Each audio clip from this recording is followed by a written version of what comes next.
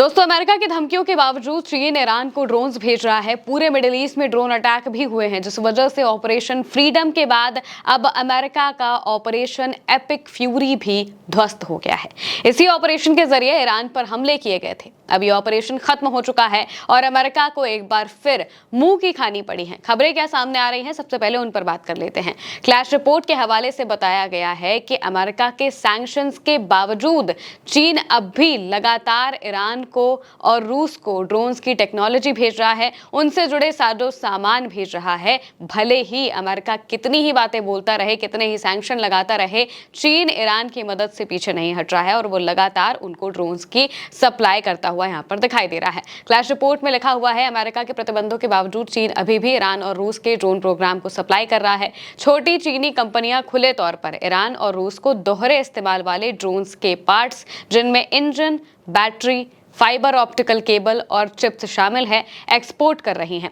अक्सर वो ऐसा अमेरिका के सैंक्शंस की परवाह किए बिना करती हैं। एक कंपनी जायमन विक्ट्री टेक्नोलॉजी ने तो हाल ही में हुई क्षेत्रीय लड़ाई के दौरान जर्मनी में डिजाइन किए गए L550 ड्रोन इंजन की मार्केटिंग भी की थी, जिनका संबंध ईरान के शाहेद 136 अटैक ड्रोन से है। अमेरिकी अधिकारियों का कहना है कि इस व्यापार को रोकना मुश्किल है, क्योंकि ड्रोन ऐसे आम कमर्शियल पार्ट्स पर निर्भर होते हैं जिन्हें ग्लोबल सप्लाई चेन के जरिए एक जगह से दूसरी जगह ले जाना आसान होता है। कई चीनी सप्लायर छोटी कंपनियां हैं जिन पर अमेरिका के सैंक्शन का ज्यादा असर नहीं पड़ता और वो अब तो और भी ज्यादा खुले तौर पर काम कर रही है।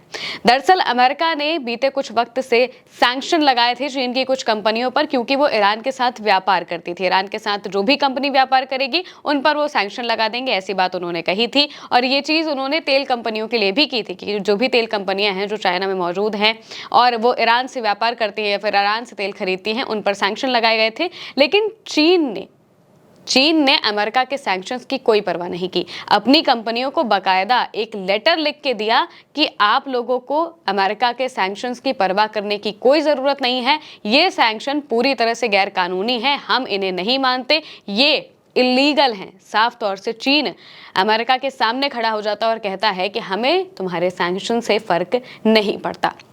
और इसके बाद अपनी कंपनियों से कहते हैं कि आप धड़ल्ले से ईरान के साथ व्यापार करिए, ईरान से तेल खरीदिए, ईरान से जो सामान खरीदना है खरीदिए, आपको अमेरिका से डरने की कोई ज़रूरत नहीं है।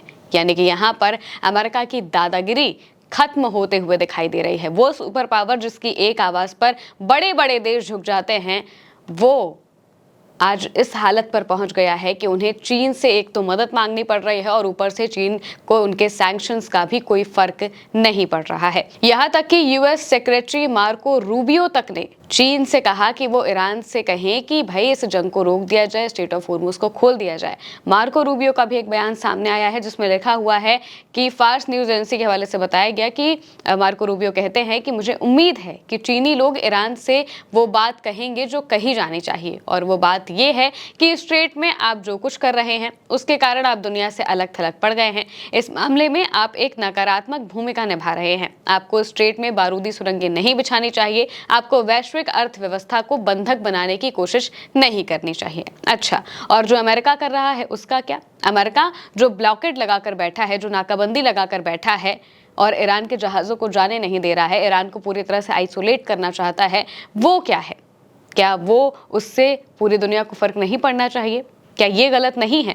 ईरान जो करता है उसकी गलती अमेरिका पूरी दुनिया को दिखाना चाहता है, लेकिन जो अमेरिका कर रहा है उसका क्या?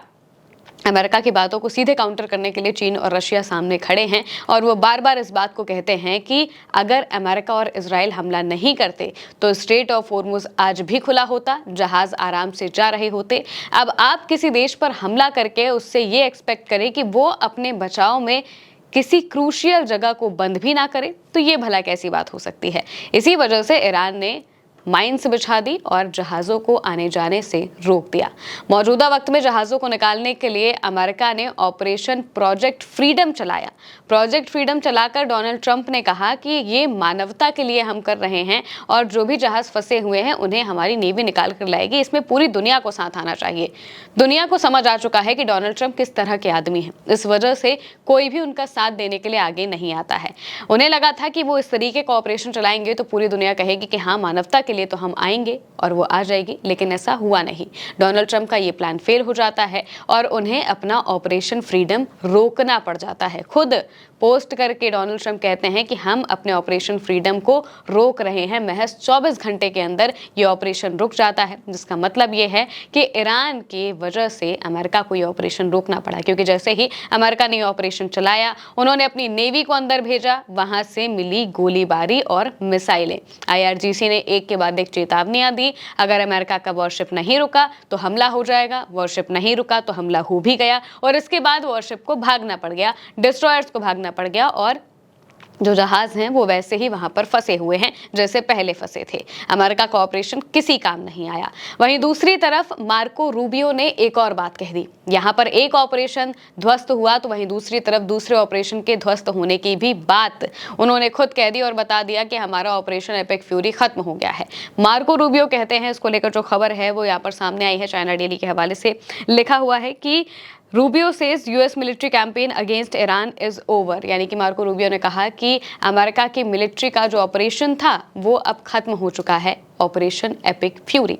एपिक फ्यूरी तब चलाया गया था जब अमेरिका और इजराइल ने मिलकर ईरान पर हमलों की शुरुआत की थी 28 फरवरी को। 28 फरवरी को ऑपरेशन शुरू हुआ, बच्चियों की जान ली गई, खामनेई को मारा गया, टॉप लीडरशिप को खत्म किया गया और नाम दिया गया कि यह ऑपरेशन एपिक फ्यूरी है।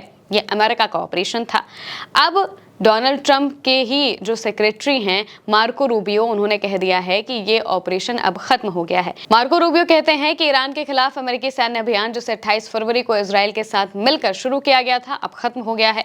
व्हाइट हाउस की एक ब्रीफिंग में रूबियो ने कहा कि ऑपरेशन एपिक फ्यूरी अब खत्म हो गया है, जैसा कि राष्ट्रपति ने कांग्रेस को सूचित किया था। हम इसके उस चरण को पूरा कर चुके हैं। रूबियो ने आगे कहा कि अब हम प्रोजेक्ट फ्रीडम पर काम कर रहे हैं। ये एक सैन्य अभियान है जिसे पेंटागन ने सोमवार को शुरू किया था ताकि होर्मुज स्ट्रेट में फंसे हुए व्यापारिक जहाजों को सुरक्षित बाहर निकाला जा सके। उन्होंने ये भी बताया कि अब वॉशिंगटन की प्राथमिकता इस महत्वपूर्ण वैश्विक ऊर्जा जलमार्ग को फिर से खोलना है। बंद हुआ था अमेरिका की वजह से, अब खोलने की जिम्मेदारी भी जाहिर सी बात है कि अमेरिका के ऊपर आएगी। इस वजह से मार्को रूबियो कह रहे हैं कि उन्होंने दूसरा प्रोजेक्ट लॉन्च किया है, प्रोजेक्ट फ्रीडम लॉन्च किया है। लेकिन ऑपरेशन एपिक फ्यूरी जब लॉन्च किया गया तो उसके ऑब्जेक्टिव्स क्या थे, ये ऑपरेशन क्यों, किस वजह से शुरू किया गया था, इसकी अचीवमेंट क्या थी, ये मार्को रूबियो नहीं बता पाए, क्योंकि ऑपरेशन पूरी तरह से फेल हो गया, ध्वस्त हो गया। ऑपरेशन चालू किया गया था इस वजह से ताकि ईरान में सत्ता का परिवर्तन किया जाए, रिजीम चेंज किया जाए, ईरान में जो मिसाइल लॉन्चर्स हैं उन्हें तबाह कर दिया जाए, मिसाइल ठिकाने तबाह कर दिया जाए, मिसाइल जो उनका प्रोग्राम है वो पूरी तरह से ध्वस्त कर दिया जाए और ईरान का न्यूक्लियर प्रोजेक्ट भी खत्म कर दिया जाए। 3 ऑब्जेक्टिव थे, 3 में से एक भी ऑब्जेक्टिव अमेरिका का, इजराइल का पूरा नहीं हुआ। मौजूदा वक्त में स्थिति वैसी ही बनी हुई है। ईरान मिसाइलें दाग रहा है, ईरान का न्यूक्लियर सुरक्षित है और इसके अलावा ईरान की सत्ता भी सुरक्षित है। ईरान की सत्ता में आज भी खामनेई का राज है, भले ही वो मोस्तबा खामनेई हो। खामनेई का राज है और अमेरिका कुछ भी नहीं कर पाया है। जाहिर सी बात है कि ये प्रोजेक्ट, ये उनका ऑपरेशन पूरी तरह से ध्वस्त हो गया है।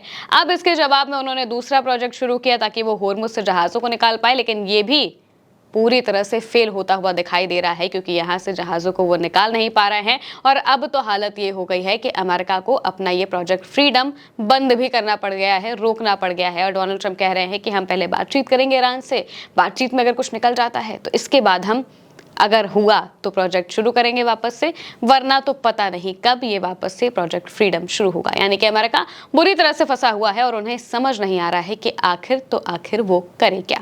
फिलहाल के लिए मेरे यानी महिमा के साथ इस खबर में इतना ही। आप देखते रहिए उल्टा चश्मा यूसी।